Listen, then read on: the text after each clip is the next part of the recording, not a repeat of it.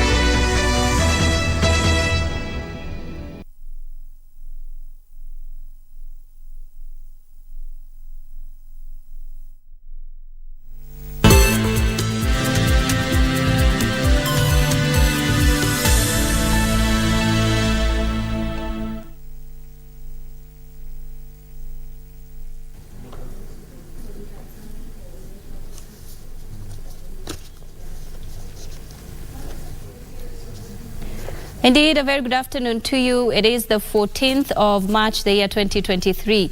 Thank you for joining us here on Lunchtime News. We are live here at the Broadcasting House, but we are also live on Facebook, on YouTube, and on Twitter at KBC Channel 1.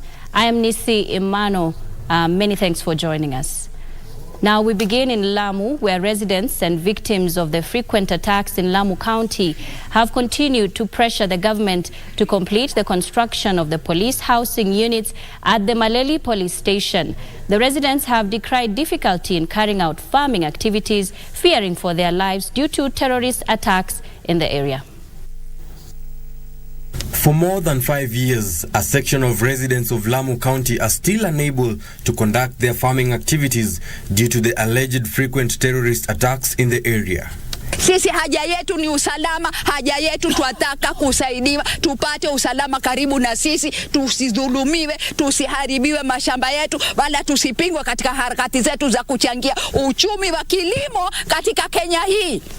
According to the residents, the presence of police officers will help in mitigating the frequent attacks. Pia kuna viongozi waliahidi kwamba ikiisha watatoa mabati ili, kwa sababu pale kuna nyumba ambazo bado hazijajengwa za maaskari, choo, lakini jengo liko tayari. Ambapo sahi anaona nyumba ya polisi pale, na mara nyingi sana mtu mnyonge akiona nyumba ya polisi anajua pale pana usalama pale. Lakini sasa ni hofu. Je, ni haki kweli mahali ambapo serikali au serikali ya government au serikali ya county imepoteza pesa, alafu hiyo pesa ibaki tu hivyo namna hii bila kwamba itafanya yale majukumu yake? The residents are now calling on the government to take responsibility for restoring peace in the area and the construction of police housing units that will see them resume normalcy in earning a source of livelihood with their safety at hand. Sahi tunaomba serikali iwajibike. Kwanza tukijua sasa budget ya polisi ya pesa kutoka treasury iliondolewa kutoka ofisi ya rais. Arnold Feather for Lunchtime News. Elsewhere, religious leaders have urged President William Ruto to give dialogue a chance with the opposition. The men of cloth say Kenyans are suffering due to the high cost of living and it's time to focus on the development agenda. Speaking at the Ufangamano House during a joint clergy presser, the leaders have called on Raila Odinga-led opposition Azimio la Umoja One Kenya to reconsider its mass action plan, but keep the government in check using alternative means that will steer the country forward. Amechagua na amechaguliwa tunatambua kwamba na majukumu makubwa, kwa hivyo ashikilie hatamu ya kuongoza iwezekanavyo kwa uangalifu na kwa kushirikisha jamii mbalimbali, hata na opposition waweze kuwa na uwezo wa kushirikishwa, wawe ni wachangia maendeleo, si wachangie matatizo. And we want him to look forward to issues that face the country like drought and famine, and not for issues of the last regime. Those ones are now bygone. That is why people elected him. Secondly, we're asking him to focus his attention that the country is being divided on ethnic angles and class levels, and we want him as a symbol of national unity to continue providing unity and to provide the nation with a tone from the top, sending a message to the former Prime Minister Raila Odinga, who is the leader of the opposition, that the country needs the opposition. We are thanking him for the leadership he has displayed and demonstrated so far by having a voice and being visible. But we are also asking him to consider or to reconsider his decision to launch a mass action program in the country at a time the country is facing drought and famine and high cost of living. Our country is facing a lot of challenges. From the drought that is actually ravaging many parts of the country. We have people losing livelihoods. We are also losing lives. We have not experienced a drought as severe as this one for many years that has actually passed. We also have challenges of insecurity, and you know the operations in Turkana, West Pokot, Laikipia, Samburu and Elgeyo Marakwet. These are the key issues that we as religious leaders, we added our voice. And more importantly is the current situation, the current political situation in the country. And the Kenya Ports Authority, KPA, has donated food items worth 15 million shillings to hunger-stricken families in Kinango sub-county in Kwale. The donation is set to benefit the 1,000 most vulnerable families that worst affected by the ongoing drought in the area. According to the Kwale County Drought Response Coordination Committee, at least 200,000 people spread in Kinango, Shimba Hills, Samburu and Lungalunga sub-counties are in urgent need of relief food and water supplies.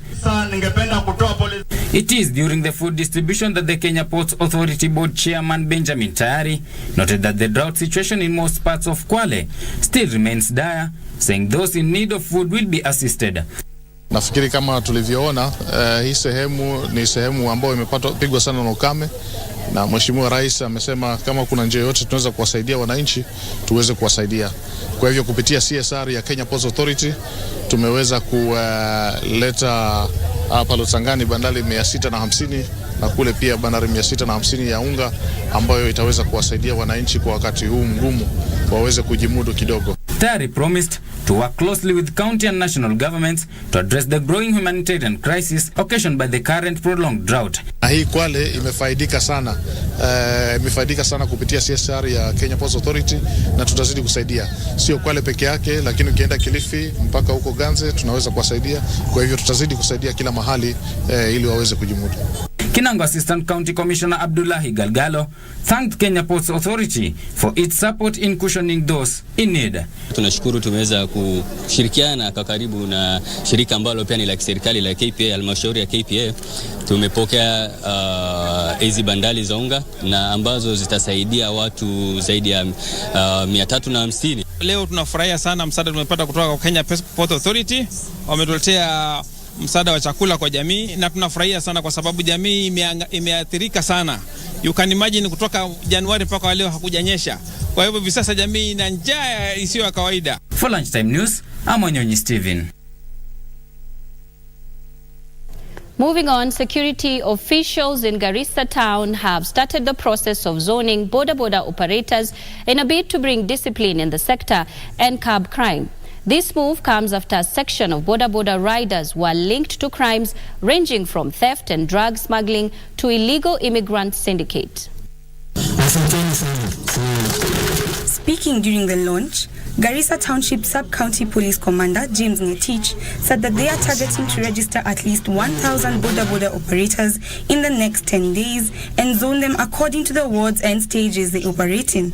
Ambayo itaendelea kwa ward zile zingine zote ambayo tuko nazo ward 4, na tuko na matumaini kwamba kufikia mwisho wa mpango tutakuwa tumesajili pikipiki zaidi ya 1,000. Na ningependa kwanza ningesi wa bodaboda wote wahakikishe kwamba wamejiandikisha katika mpango ili tusaidiane pamoja. He also appreciated the NTSA among other stakeholders for their support and for providing equipment and education to the motorcyclists. Na nimeshukuru kwa sababu tumepata kuungwa mkono na vikundi tofauti. Chairman of the Boda Operators Association, Maxwell Otieno, thanked the Boda operators for complying and also improving the discipline while emphasizing the need for them to stay vigilant in keeping the county safe by reporting those in illegal operations. Hii mkakati tumetengeneza, tunataka kutoa wale wahalifu wanajificha upande wa bodaboda. Tumemark hizi stage kama 15 imepewa kala ya yellow, but kila stage pia ina kala yake. Sasa kuanzia leo tukiendelea tutakuwa tuna identify huyu ni mwanabodaboda na ni wa stage fulani. Kukiwa na shida yote itatusaidia kujua huyu ni mwanabodaboda yule anasimama wapi. John Junga for Lunchtime News. Mwenzako kila wakati. Polisi hawezi kuwa kila mahali. Switching gears to matters education now, where stakeholders of Kifaru Primary in Umoja Embakasi West constituency are urging the county government of Nairobi and their current MP, Mark Mureithi Mwenje, to intervene and support the school as they feel neglected by successive regimes. They claim of facing a lot of challenges from water shortage and security issues to dumping of waste in the school compound. The school, according to stakeholders, has 29 toilets for a population of 3,000 pupils.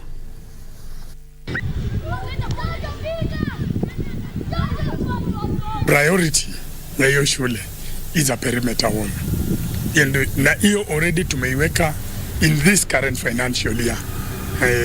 It is there, tushaweka pesa hapo. Zile some of the projects zenye zilikuwa zimepangiwa hapo awali, zingine tumeondoa, tukafocus pesa yetu through education.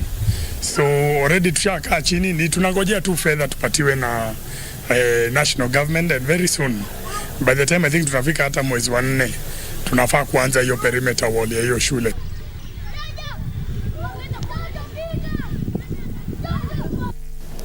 Elsewhere, people with disabilities in Kandara constituency, Murang'a County, had a reason to smile after receiving free medical camp and wheelchairs courtesy of Kandara Member of Parliament, Chege Njuguna. The lawmaker regretted that many people with disabilities in his constituency have continued to suffer and undergo stigma, even as he urged the national and the county governments to help such vulnerable people in the society to get better healthcare, education, and facilities that will help them meet their obligation without any difficulties. At the same time, Chege revealed that stigma remains the biggest challenge in assisting such people, even as he called on parents not to hide children with such conditions.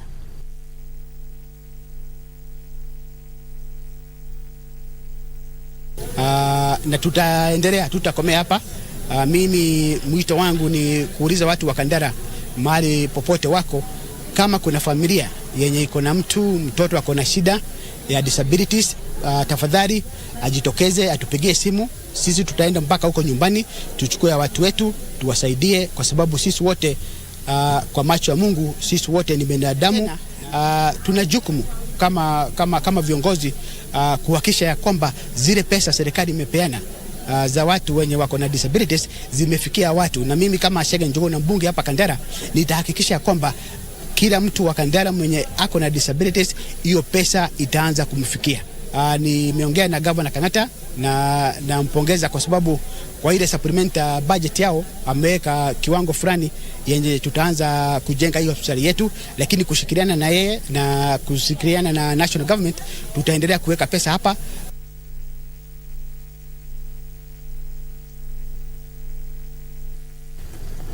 Manyata Member of Parliament Gitonga Mukunji has called for a review of the National Government Constituency Development Fund NG-CDF revenue sharing formula.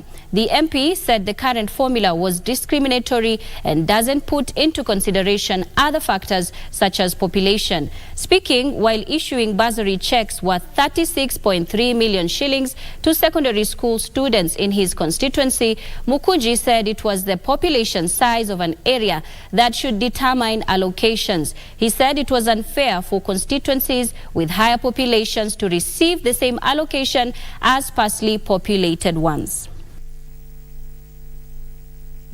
Mimi sielewi kwa nini Manyata constituency ambayo iko na shule karibu 170, ambayo iko na watoto karibu 15,000 mashule, inapewa pesa the same na constituency ingine huko ambayo iko na watoto pamoja na wazazi na kila mtu only 50,000.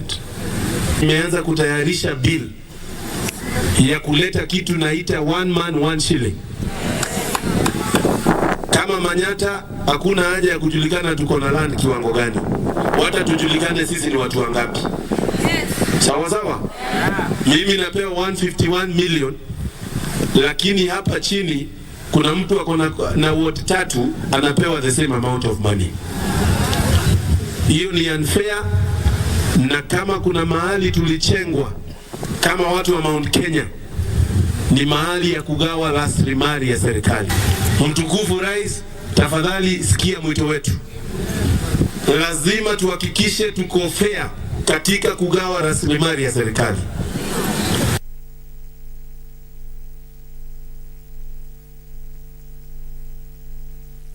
Moving on, a youth group in Murang'a County has turned to planting tree seedlings as a business venture and to support afforestation in the country. The 25 members of Jitambulisha Youth Group, based in Kongoine area in Murang'a Township, are eyeing to produce 1 million trees annually. The group had been involved in environmental activities since 2017, with each owning a tree nursery, and has actively been involved in selling seedlings to customers across the entire region. The members are now looking for ways to sell their trees, citing that accessing the market has been a challenge due to the high cost of transportation and a lack of capital for business expansion. Kulingana na vile tumeona kumekuwa na ubadilifu wa hewa, niliona ni vizuri tuweze kuelimisha hawa youth wakaweza kufanya hii kazi ya kupanda miti, waweze kubenefit wakifanya nayo biashara, na waweze kuendeleza hali njema ya environment. From ilikuwa ni kikundi, hapo ndo tulipata training ya seedling. So from 2017 we formed a group, and saa hii tuna participate kutengenezea watu seedlings. Kwa wakati tulianza hii kikundi, saa hii tumeweza kupanda more than 50,000 avocados na maembe pia. So challenges zenye tunapatana kwa hii kazi, kuna ya kwanza ni maji. So unapata hatuna storage ya maji mzuri. So ingine nao tuko nayo ni marketing. So unapata sometimes tunatengeneza seedlings mob, lakini tunakosa hiyo market. All right, a 15-year-old Adam Shida from Kangani Village, Kilifi North Sub-County is a new home owner thanks to an Italian donor. His new home is, however, not your typical house. Dubbed the Adams Bottle House, the home has been constructed using over 10,000 bottles, and with its completion, a lesson on solid waste management learnt. The new home owner, who is physically challenged, says going forward he will champion environmental conservation. Take a look. In the village of Mkangagani, Kilifi North Sub-County, Kilifi County, lies this unique homestead. Instead of brick walls, this house is made out of plastic bottles. Dubbed Adams Bottle House, it's a first of its kind in this village, which has left many residents curious. The owner of this house, none other than Adam Shida, who is physically challenged and also orphaned. Before this, he used to stay with his mother in a makeshift house. Nashangaa kuona nyumba kama hii ikiwa ya chupa, na chupa hadi mimi nilikuwa nikitumia vibaya, lakini kwa sasa nimeona umuhimu wake. The donor behind this noble and unique cause, Rita Valentini, says Adam's story touched her. After assisting him to get surgery, she embarked on the project that not only sought to get this young man home, but also bring to light the distinctive idea of using plastic bottles instead of throwing them away and destroying the environment. We hope people start to understand the importance to reuse the plastic and the importance to make the house even in this way. In every trash there is cash. Katika uchafu kuna pesa. Kwa hivyo nategemea na vile utakapokutafuta hizo pesa zako. Tunapata pia mambo ya health na mosquito pia zinakuwa counted because they also breed in the plastic bottles. Friends and neighbors that came to witness this new attraction lauding the move to use the over 10,000 bottles to come up with Adam's new home, even as it served as an important lesson on the innovative use of plastics and how they can be used to run projects such as this one. We don't call takataka because the takataka becomes a business to us today. Kwa ule mfuniko mbele tunaweka niru kuzuia ule mchanga usije ukamwagika. Maybe kama mtoto yuko pale ndani akifungua. Kwa wale ambao waliokota kutoka kwa kule zinapatikana, those who accumulated these bottles walipata lishe lao hiyo siku. Yusufar reporting for Lunchtime News. A glass house, indeed, that's one of a kind. Now, moving on, Defense Cabinet Secretary Aden Duale has said that the government has so far spent 13 billion shillings to buy and distribute relief food to Kenyans affected by the drought. The CS, who was joined by other leaders in Garissa, said the government is working round the clock to ensure that no Kenyan dies of hunger.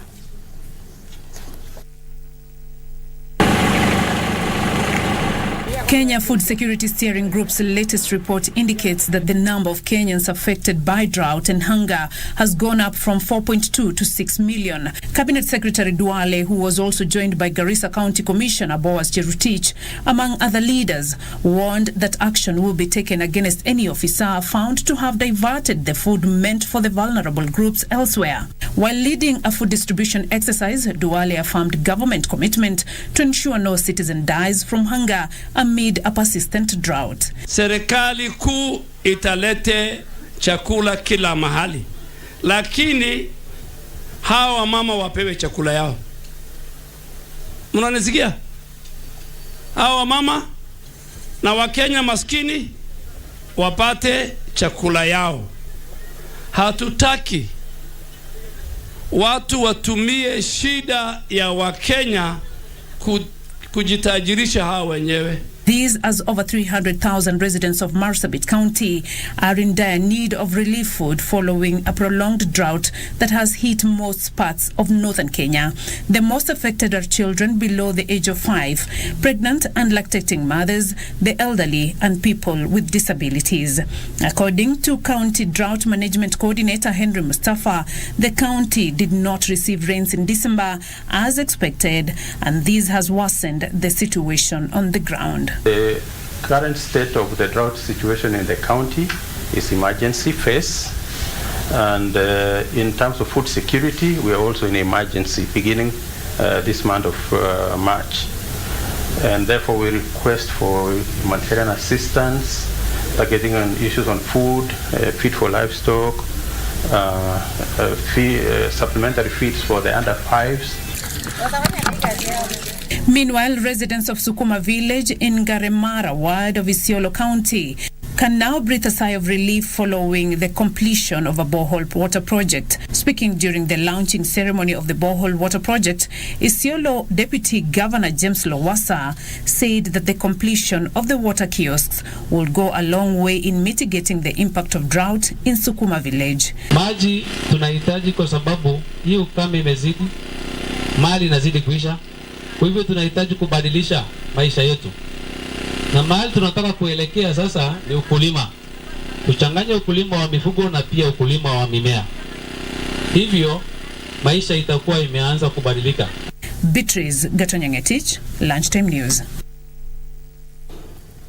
Meanwhile, the scrapping of Kazi Mtaani initiative around Lake Naivasha have led to an increase in crime and use of drugs in informal settlements in Naivasha. According to Calvin Muga from Human Rights Network, the withdrawal of this initiative has had negative impacts among hundreds of youth across the country. Stakeholders are now calling on the government to rethink its decision to ensure young people who are unemployed are engaged in meaningful programs. According to Calvin Muga from Midriff Human Rights Network, the scrapping of Kazi Mtaani had affected hundreds of youth across the country. Muga noted that the situation had been worsened by harsh economic times and unemployment, mainly in informal settlements in the country. Na hiyo imekuwa compounded na ile the cost of living ambayo iko kali sana nchini yetu ya Kenya. Na the cost of living ile ambayo iko sasa hivi si ati imeletwa na rais ambayo yuko sasa hivi, ni global, ni kitu ambacho imekuwa globally imeletwa na zile vitu ambazo zinafanyika kwa global. He added that this posed a major threat to the current cohesion and integration among members of the community. Na wakati ambapo tumekuwa na mazungumzo, tumesikia watu wengi sana wakisema ya kwamba ile kazi mtaani vijana walikuwa wanafanya ni muhimu sana, ya kwamba hiyo kazi mtaani ifanye nini, ipate kurudi, kwa sababu wakati ambapo kazi mtaani ilikuwa inaendelea, unapata kwamba kuna vijana wengi sana ambao walikuwa busy, haungeweza kuwapata kwa crime, walikuwa very busy, and that is very critical. Okay. Nakuru County Peace Forum Chairman Boniface Mwaura, while calling for urgent support on the youth who he says are engaged in destructive activities, called for the reintroduction of the Kazi Mtaani initiative, with calls to the government to act with speed and find a lasting solution. Kuja kuangalia mateta ya vijana, na wamesema ya kwamba wangependa hiyo kazi reviviwe tena ili ipatie angalau percentage fulani ya vijana matumaini. Hiyo jambo imekuwa ni swala nyeti kwetu, na tumekuwa tukifanya mikutano pamoja na watu ya Midrift kuhakikisha kwamba vijana wetu ambao walikuwa wanapata livelihood kutoka na lake wamepata matumaini.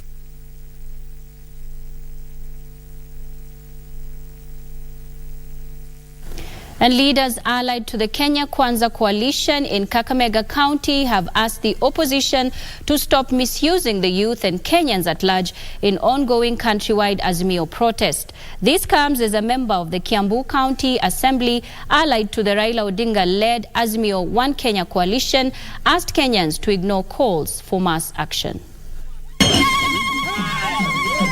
Led by Kakamega Senator Boni Halwale, the leaders call on the Azimio affiliates to respect the Kenya Kwanza government, claiming the demos will plunge the country into chaos.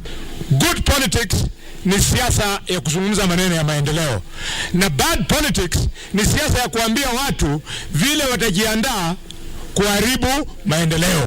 The leaders further asked UDA Secretary General Cleophas Malala to stop forcing the merger of Kenya Kwanza affiliate parties to join the UDA party. Ninaomba viongozi kutoka jamii yetu ambao wako katika mrengo wa Azimio kwamba wakati watakuwa wana fikra ya kuja kuzungumza mbele ya watu wetu, waheshimu watu wetu. This comes as Kahawa Sukari MCA Kennedy Odhiambo, allied to the Azimio One Kenya coalition, asked Kenyans to ignore calls for mass action. Kipande yangu mimi siwezi kubaliana na maandamano Kenya kwa sasa. Angalia kama leaders, hata kama hukuchaguliwa, hata kama umechaguliwa, tuangalie vile Kenya watu wa Kenya wanaweza pata chakula. Ukiangalia saa hii iko njaa, iko shida ya kazi. Tungeangalia vile wa Kenya wanaweza pata chakula, wapate kazi, Kenya iendelee. For Lunchtime News, I'm Alvin Kaunda.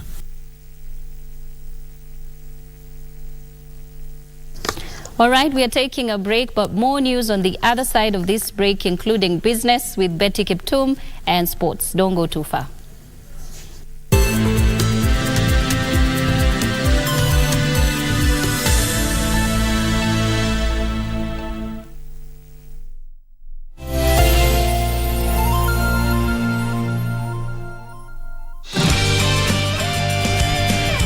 Start working at a bakery tomorrow. A bakery? You see? Call him right now and tell him he must come in. Oh. Hurry up. You're not a movie star. Why cover up? You recognized me? Of course. No matter how hard you try, I will recognize you. Jenny paid for all these treats. Jenny? Jenny? Where is she? You saw her. How is she doing now? I feel too proud. Jenny said she doesn't want to talk to you, but she still cares for you. You're the first with so many friends, more than anyone. Almost each day some of your friends come. Oh, thank you, boss. What I mean is, you should focus more on your work. Jenny, we all miss you so much. Please come back. Come back.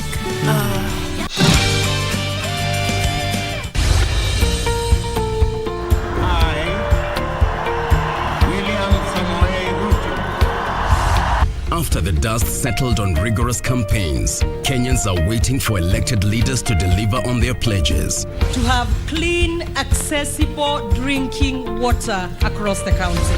The hustle of everyday Kenyans is encouraged and rewarded. Operationalizing Kerugoya Level 5 Hospital.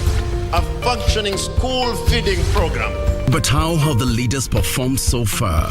The percentage of AIDS in 2021 were more than those ones in 2022.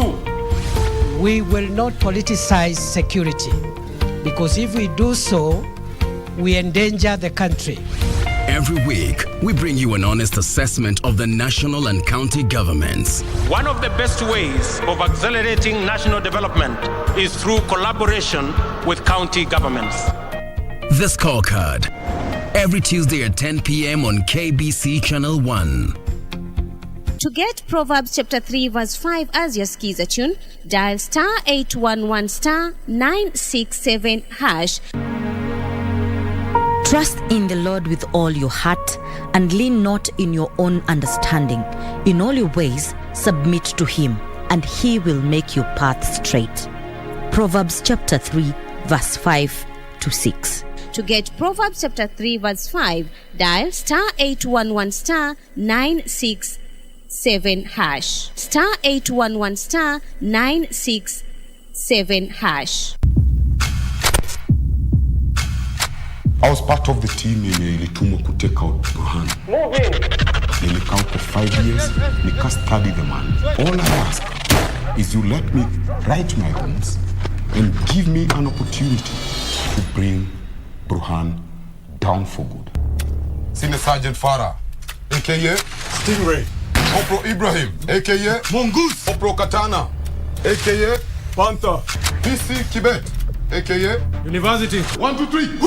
1, 2, 3. We do this for honor. Yeah. Our loved ones, our family, and our country. 1, 2, 3. Kama imefika ile info kudeliver bidhaa kama kawa kuna maswali.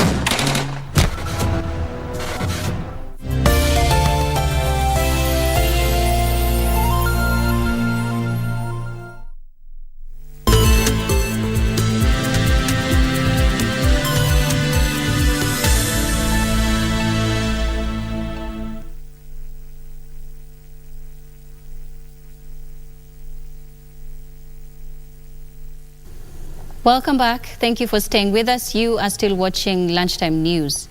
Now, police have arrested Joseph Were Owigo, a 45-year-old pastor in Homa Bay County, for allegedly defiling a 16-year-old girl at Kapiti area in Homa Bay town. According to Homa Bay Sub-County Commander Sami Koskei, the minor was rushed to Homa Bay Hospital for assessment, which confirmed the incident. Cases of defilement in the county are on the rise, with authorities being urged to be vigilant. The perpetrator, who is in police custody, is set to be arraigned in a Homa Bay court.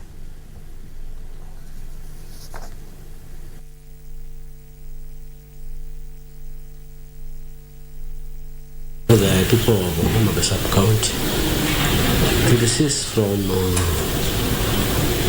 going for small children, since we have so many adults. They can deal with the adults and let the small children learn. We are in need of this. These are future leaders. 4, 5, 6 within a month. And according to statistics in Kenya, that is on a higher side. And Kiambu Matatu owners have raised concerns over many taxes imposed on them by both national and county governments. Speaking in Kiambu during a road safety awareness forum, the investors said their grievances have fallen on deaf ears. They are now calling upon the government to extend the duration of renewing number plates and also to review the monthly license charges to annual.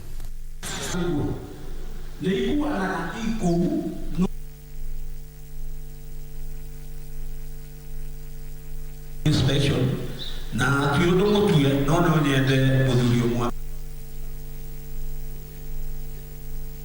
ni biashara ile tunalipa county na mwezi. Maduka ya supermarket na mabiashara yote mengine ikilipa na mwaka. Sasa biashara ya matatu imeingiliwa na kila mtu. Driver analipia pesa, conductor analipia pesa. Tunaona hizo kodi nyingi sana zimewekwa katika biashara moja. Kwa hivyo ndio tunasikia pamoja na hiyo bado unasikia serikali imeleta pesa nyingine inataka kulipisha mwenye gari kila mwezi. Na tunaona sisi tuna shida kwa sababu biashara yetu inalipwa kila mwezi na biashara hizi zingine zinalipwa.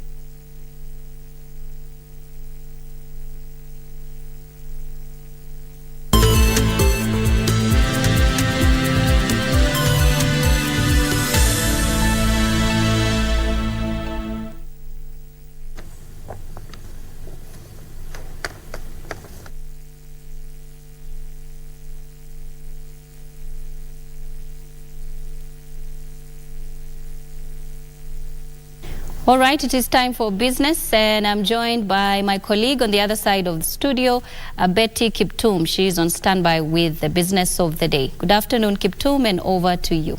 Thank you very much, Nisi Imano. There we are taking over and ready to bring you the latest in the world of business. As you've heard, my name is Betty Kiptum. Now we want to start with a conversation on matters the blue economy.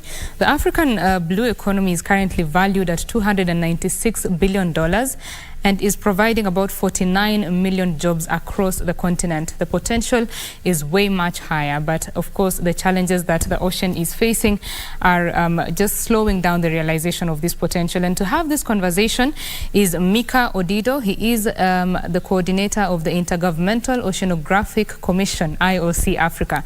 Thank you very much for joining us. Thank you. Karibu sana. Let's start with why the blue economy is important and why we need to harness it.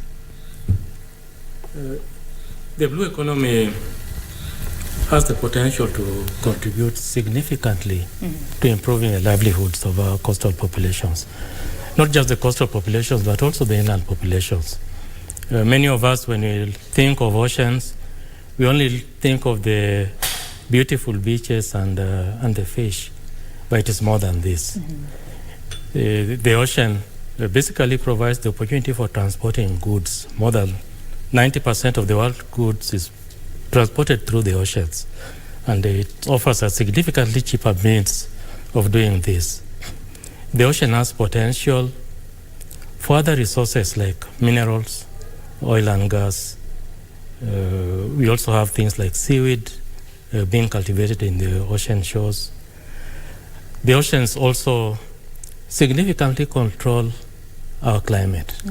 The climate for this region depends very much on what happens in the oceans, on the monsoon winds, and on the temperatures of the water in the oceans. We can make much better forecast of the climate and the weather by using the ocean parameters. But there are challenges. One of the key ones for our region is the limited capacity. We have relatively fewer experts in the region and relatively fewer facilities that look at ocean research. We need to develop this to be able to harness the ocean economy. We also have challenges of pollution. Most of our waste end up in the ocean, either coming through the rivers or going directly from the coastal area into the oceans. Some of the ships that traverse our oceans also dump wastes in the ocean. So this is something that we really need to think of how to address to be able to ensure that the oceans continue giving us resources that we can be able to use.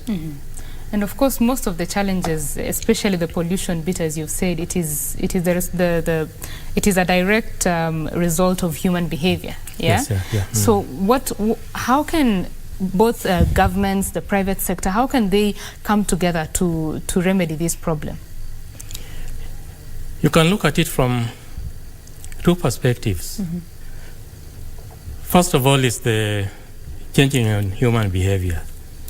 But this really needs humans to have better understanding of the oceans and how it contributes to our health.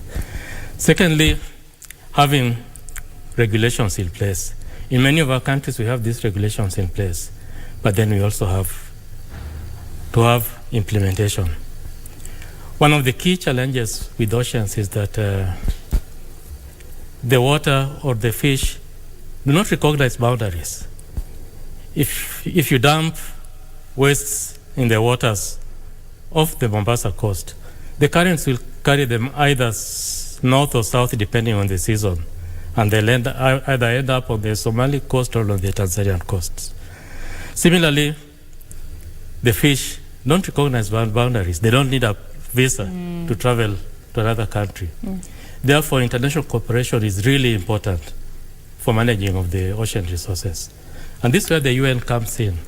We provide the platform for the countries to be able to work together. This week, we are having a meeting here in Nairobi, looking at how African countries can work together to be able to harness their ocean resources. How can we put our efforts together?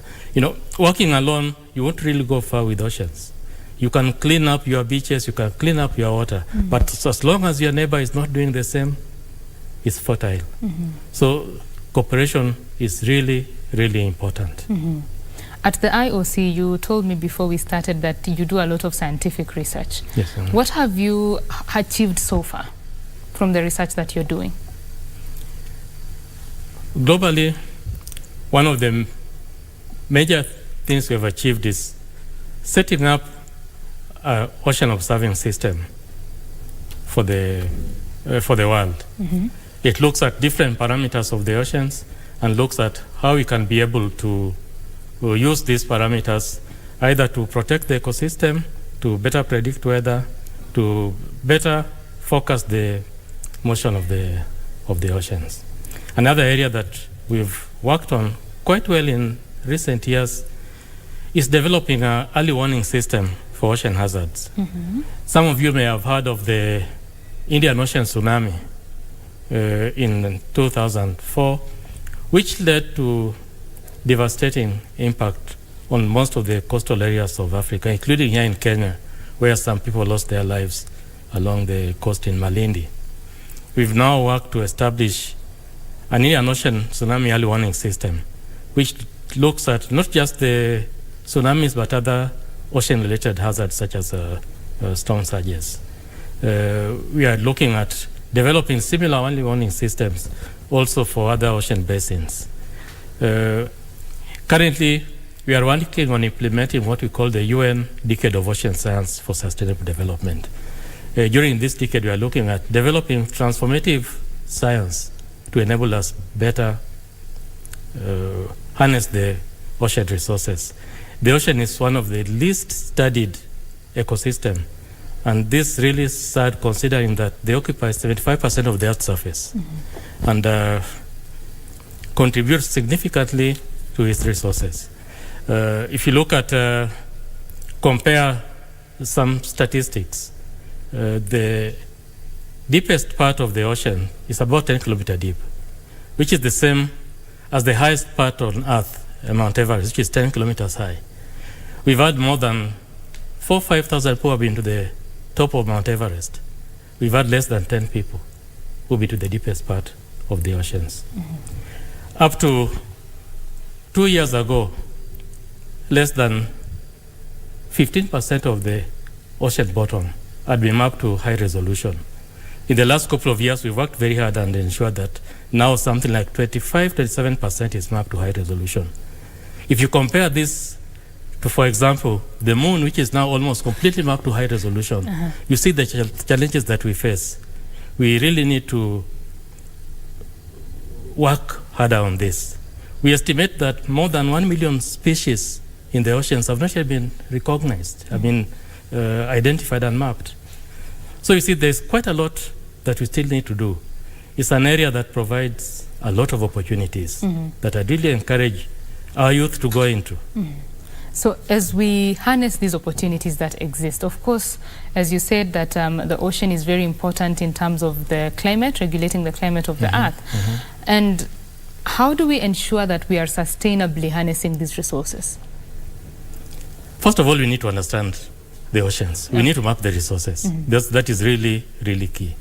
Then we need to develop the tools to be able to harness the resources. We need to have the capacity. The bottom of the ocean, we have very high pressures. So to get equipment to the bottom of the ocean, we really need to develop special technology that will be able to withstand the high water pressure that we have at the bottom. So in a nutshell, we need to map the resources and we need to develop the tools to be able to harness the resources. And this needs finances, it needs effort on the parts of our governments. And how are you seeing that? Is the money being allocated to this direction? Progress is being made. Many countries are seeing more and more the importance of oceans. Here in Kenya, we hosted the Global Blue Economy Conference in 2018. And Kenya has been a major player in the blue economy sphere. Kenya is a member of the high-level panel, which brings together about 10 countries that have committed themselves to ensuring that the oceans are developed well. Kenya is also patron of the Kenyan president, patron of the UN Ocean Decade. And they bring in a lot of knowledge and experiences that they are able to share with other countries, not just regionally, but also globally. Right. So in a nutshell, yes, progress is being made, more needs to be done. More needs to be done. Yes. So as we come to a close of the conversation, what do you hope to achieve in this meeting you are having at the end of this week? At the end of this week, we are hoping that we will look at what are the common areas that we need to work on together as African countries. What are the skills that we have, what are the resources that we have, and what are the gaps? And how can we address these gaps? How can we be able to work together? Like I said, more than 70% of the oceans is international waters. So to be able to manage them, we need to work together. And like I said, the oceans don't recognize boundaries, so we need to really work together to be able to harness the resources. And I'm confident that by the end of the week, we'll have come up with a roadmap on how we'll be able to move forward in developing our capacities and in using the capacity that we have to be able to harness the ocean economy. Awesome. Thank you very much, Mika Odido, for speaking with us. Thank you. Mika Odido is the Intergovernmental Oceanographic Commission Coordinator for Africa, and we've been talking about matters blue economy, how to harness the oceans, and to make sure that we are sustainably using those resources. Now we move on to other stories. South Korea has committed to fund a feasibility study. That's another story we'll be getting in a little bit. Let's start with... South Korea has committed to fund a feasibility study for an intelligent transport system and an integrated control center of Phase 2 of construction of Konza City. Information Communication and the Digital Economy Cabinet Secretary Eliud Owalo says this is part of efforts to fully operationalize the small city. I'm pleased to note that 4 additional projects have been approved for implementation during the second year of the development program. These are the preliminary feasibility study for an intelligent transport system and integrated control center, establishment of a startup ecosystem at Konza Technopolis, development of smart logistics, and development of the Konza-Nairobi corridor transport network, ladies and gentlemen. This initiative, therefore, marks yet another great milestone in the development of Konza Technopolis and for the transformation of Kenya through technology and innovation. And a private-public partnership model would be deployed to extend the standard gauge railway to Athi River Export Processing Zone to ease transportation of apparels to the global market. The 3.7 billion shillings project that will take 24 months to complete is meant to help lure local and international investors to the EPZ. Manufacturers operating at the Athi River Export Processing Zone currently track their goods via road to the inland container depot in Nairobi before they can be ferried via the SGR cargo train to Mombasa. Now the government plans to extend the standard gauge railway to the Athi River Export Processing Zone to provide faster movement of raw materials from Mombasa to Nairobi and finished goods in the opposite direction. The government believes the project's completion will help drive up investments in Kenya. Our objective is to make sure that in this PPP model, we are able to provide the rolling stock as required and locomotives to assist you to carry goods from here to Mombasa or to Kampala if need be. And we want to make sure that our containers are not going back empty. And the only way we can make sure that our containers are not going back empty to Mombasa is to make sure that we have provided better investments so that the supply from our side to the port is able to match the goods that we import. The rail is expected to help significantly reduce transport costs after 2 cargo trains are made available to transport both raw materials into the zone and transport export garments to Mombasa. Once this project is completed, we manufacture here and we export right from here, and this will ensure that we continue taking advantage of the AGOA market. In terms of jobs, currently we have got 50,000 people working here within the EPZ, and because of this project, we hope that we are going to achieve another tenfold. 500,000 jobs will be created here, just from the existing facilities. The project will also entail the construction of a parking space at the Athi River Export Processing Zone. Nduta Mokami for Lunchtime News. Borders now. South African commercial property group ATAC says its half-year distributable income rose by 27.3% due to higher rental income, settlement of Cell C arrears and lower finance costs. The company said distributable income per share rose to 35.9 cents from 28.2 cents a year earlier. Here are the details of these and other stories making headlines across the African continent. South Africa's rental income for the group increased by 4% to 1.2 billion rand, mainly due to a rise in rental income from its super-regional Mall of Africa. ATAC says turnovers and foot count for all its retail hubs continue to grow, with food services and apparel categories growing turnover by double digits. The weighted average annual sales per square meter increased by 14.7% despite rolling power blackouts, which have dampened demands for some retailers. Elsewhere, Tanzanian government's pro-business approach is sending a positive message to investors, with latest data showing a 128% rise in the number of registered projects. Latest data released by the Tanzanian Investment Center TIC shows that in February 2023, a total of 41 projects were registered across the country.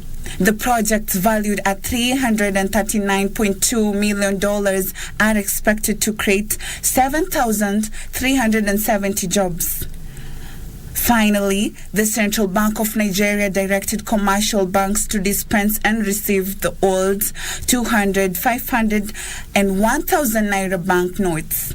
The bank said the notes remain legal tender until 31st December as directed by the Supreme Court. The bank's directive comes after the Supreme Court ruled that the CBN must extend the use of the old banknotes until 31st December due to the negative impact of the policy on Nigerian businesses and households. Last December, the CBN introduced new 200, 500 and 1,000 Naira notes, leading to the withdrawal of the old notes from circulation. The policy caused chaos across the country, with the protests breaking out in different parts of the country. At the height of the mal, many Nigerians encountered challenges doing businesses and making cash payments in their daily transactions. For Lunchtime News, I'm Matatu Chola. Further afield, the United States President Joe Biden has approved a major oil and gas drilling project in Alaska that faced strong opposition from environmental activists. The company behind the Willow project will create local investment and thousands of jobs. Here are these and other news from across the globe. Located on Alaska's remote North Slope, it is the largest oil development in the region for decades and could produce up to 180,000 barrels of oil a day. The announcement will allow only 3 drill sites for the project instead of 5 that were initially proposed. The proposal faced a torrent of online activism in recent weeks, particularly among youth activists who argued that it should be halted due to its climate and wildlife impacts. This approval also comes one day after the Biden administration imposed limits on oil and gas drilling in 16 million acres of Alaska and the Arctic Ocean. The project would help boost domestic energy production and lessen the country's reliance on foreign oil. Elsewhere, a special train led by a Chinese-made large rail maintenance machine left the Boten railway station in northern Laos, marking the completion of the first extensive maintenance and renovation of the Laos section of the China-Lao Railway. The maintenance efforts aim to secure the safe and smooth operation of the China-Lao Railway and gear it up for the rising demand for passenger and freight transport. As a landmark project of high-quality belt and road cooperation, the 1,035-kilometer China-Laos Railway connects Kunming, the capital of southwest China's Yunnan province. Finally, the United Kingdom, Australia and the US have unveiled details of their plan to create a new fleet of nuclear-powered submarines aimed at countering China's influence into the Indo-Pacific region. For Australia, it is a major upgrade to the US early military's capabilities. The country becomes just the second after the UK to receive Washington's elite nuclear propulsion technology. The submarines will be able to operate further and faster than the country's existing diesel engine fleet. 3.7 billion euros is needed to expand the US submarine construction capacity and improve maintenance of its current nuclear-powered Virginia-class submarines. Well, that's about it for the business news this afternoon, but of course, Lunchtime News continues. Nisi Imano is standing by to bring you the latest in the world of sports. My name is Betty Kiptum. Over to you, Nisi. Indeed, thank you very much, Betty Kiptum.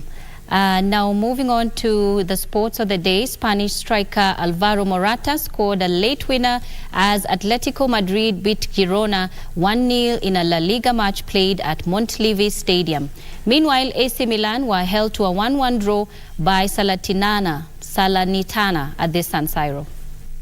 Right-hand side, and there's the opportunity, maybe the wrong decision though, to go for... Atletico Madrid recorded their 14th league win of the season after Alvaro Morata scored a late goal to give them maximum points. Minutes have been added on at Montilivi. Well, head to the back post, is put into the net. Offside? Flag up. No, it can't be. It can't be. Oh, Alvaro Morata offside. Did Correa make contact even? The goal has been given. Atletico Madrid take the lead courtesy of Alvaro Morata. Meanwhile, Manchester City will be aiming to qualify for this year's Champions League quarterfinals when they host RB Leipzig in tonight's last 16 second leg match. The two sides drew 1-1 in the first leg in Germany. In the other match of the night, FC Porto will welcome Italian side Inter Milan. Milan have an advantage after they beat the Portuguese side 1-0 in the first leg.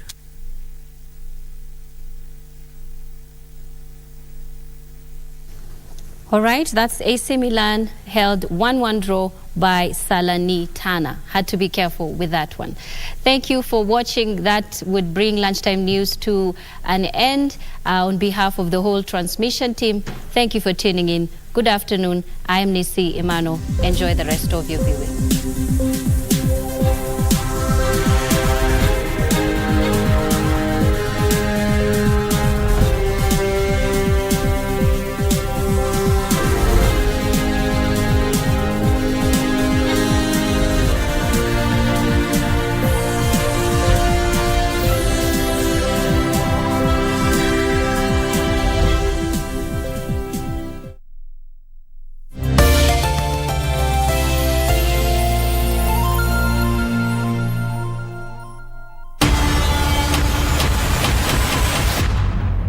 Learning is it's something that we do every day. Don't stop. Don't quit. You can still pursue other dreams, but don't let go of whatever it is that you really want to do, because that is what gives you fulfillment. And I'm speaking this for myself, because today I feel totally fulfilled as a woman. I have learned a lot. I have had challenges. I am still questioning. I am still learning. But I walk every day with a smile on my face, because what I am doing is so fulfilling. So every woman out there, go do it.